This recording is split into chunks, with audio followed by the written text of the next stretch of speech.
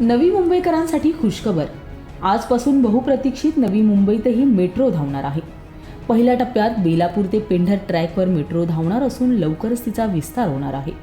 या मेट्रोचे तिकीट 10 रुपयापासून ते 40 रुपयापर्यंत असल्याने सामान्य माणसासाठी मेट्रो प्रवास हा बजेट फ्रेंडली आणि आरामदायी ठरणार आहे.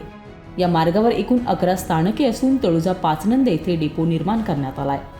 बेलापूर टर्मिनल येथून सुरुवात करत ही मेट्रो RBR कॉलनी, बेलपाडा, उत्सव चौक, केंद्रीय विहार, खारघर गाव, सेंट्रल पाडा, पेटवाडा, अमनदूत, पेठाळी, तळोजा हा प्रवास करत पेंढरपर्यंत पोहोचणार आहे.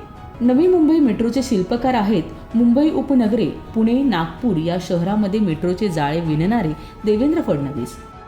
2014 मध्ये राज्याची धुरा हाती आल्यापासून देवेंद्रजींनी महाराष्ट्रातील इन्फ्रास्ट्रक्चर प्रकल्पांना हाताशी घेत ते झपाट्याने पूर्णत्वास नेले.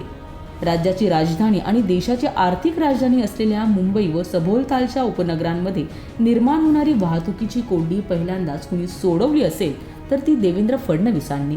मुंबईतील रस्त्यांवरील ट्रॅफिक आणि प्रदूषण कमी करण्यासाठी मुंबईकरांना पर्याय हवा होता आणि देवेंद्रजींनी तो Mumbai metro, coastal road, Mumbai trans harbour link road व नवी मुंबई मेट्रोच्या माध्यमातून उपलब्ध करून दिला. देशाच्या GDPत सर्वाधिक योगदान महाराष्ट्राचे आणि त्यातही मुंबईचे. दरवेळी निवडणुका आल्या की मुंबईकरांना कुरवाळले जाते, परंतु देशाला भरभरून कर देणाऱ्या सामान्य मुंबईकरांचे जीवन सुखकर व्हावे याकडे मात्र कुठल्याच राज्यकर्त्यांना काही करावेसे वाटले नाही. परंतु देवेंद्र फडणवीसांकडे जेव्हापासून महाराष्ट्राची सत्ता आली तेव्हापासून त्यांनी सर्वसामान्य मुंबईकरांचा प्रवास सुरक्षित व आरामदायी करण्यासाठी पहिल्यांदा पायाभूत सुविधांचा विकास केला. दूरदृष्टी, भविष्याचा वेध घेणारे नियोजन व त्यांची वेगाने अंमलबजावणी हे देवेंद्रजींच्या विकासाच्या मॉडेलचे वैशिष्ट्य आहे. देवेंद्रजी मूळचे नागपूरकर असले तरी आज त्यांना संपूर्ण महाराष्ट्र मेट्रोमॅन किंवा इन्फ्रोमॅन म्हणून ओळखतो, तो याच देवेंद्र पॅटर्नमुळे.